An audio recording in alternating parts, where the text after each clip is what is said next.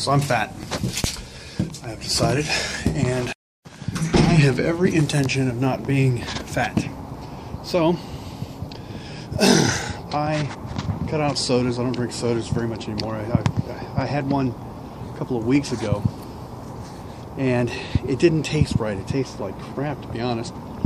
And I'm good with that. I can live without sodas. If I never drink another soda, never eat another French fry for the rest of my life, I'm good with that. French fries I've had, so I'm thinking I'm going to add French fries to the list of things I just don't need anymore. But God, I love French fries. It turns out giving up French fries is harder than giving up sodas. I walked away from sodas because I still drink coffee, so I get the caffeine fix. But God, French fries were the hard thing to give up. Or are the hard thing to give up. They're the thing I keep going back to. So, I weighed in my home scale at 226 pounds with stuff in my pockets, and at the doctor's office a couple of weeks before that I was 220 on their scale. So I'm going to assume there's a difference between the scales. So I don't really get any exercise. That's my downfall. I need to start walking back and forth to work a little more often, or to the bus stop to get to work, and start eating more salads and crap like that, good stuff. I think if I approach it from a eat more good stuff level instead of a eat less bad stuff, or deny myself something, I think I'll last longer, because I need this. I'm 46, so this has to be a life-changing event. I'm hitting that bulge. It happened to my dad. It happened to every male I know.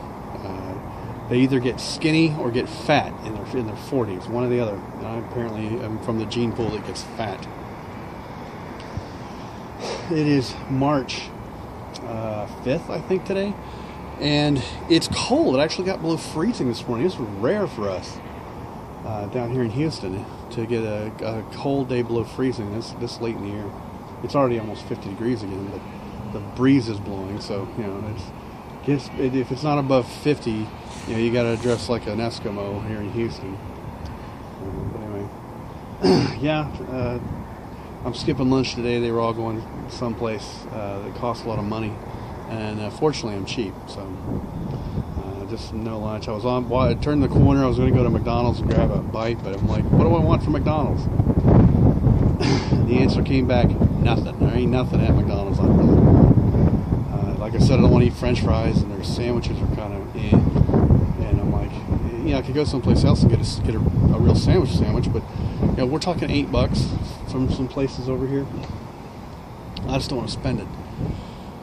The place downstairs wants $6 for a sandwich. That's okay. There's nothing to write home about. I mean, if there was a Schlotzsky's nearby, I would weigh 900 pounds. There's a Schlotzsky's right up Westheimer, but it's far enough away I can't really get to it very often. I'll try to avoid them too, because they have a Cinnabon, for God's sake. So it's all bread and a Cinnabon, lovely. That's all I need. And there's no Subway nearby, or at least not that I'm aware of.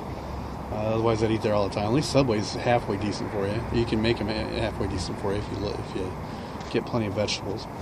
I don't know. I hate it. I hate it when vlogs turn into I'm fat and I don't want to. I hate it when vlogs turn into that. So I'm not going to talk about being fat on this vlog, because I can't stand it when people do that on their channels. So I give up. I'll just have to keep it to myself and occasionally report in. But no, this is not going to become one of those weight watching, calorie counting channels. I refuse to let it happen. Like I said, the only thing I've got going on now is just no more sodas, and I'm going to try to give up French fries again. And French fries got to be like cigarettes, because my father took a few years and several tries to give up cigarettes, and so my mom did it a little easier. We're going to see how long it takes me to give up French fries. Those are my cigarettes. Let's see, what is it, Wednesday? 3rd of March. And it's foggy. Well, a little foggy. This isn't as bad as it has been some days in the past. But they're all flipping out about it in the news, man. Everything is a catastrophe. There's one speck of fog on the map, so I don't know. People are nuts, man. They don't know how to handle rain and a little bit of fog. Pay attention.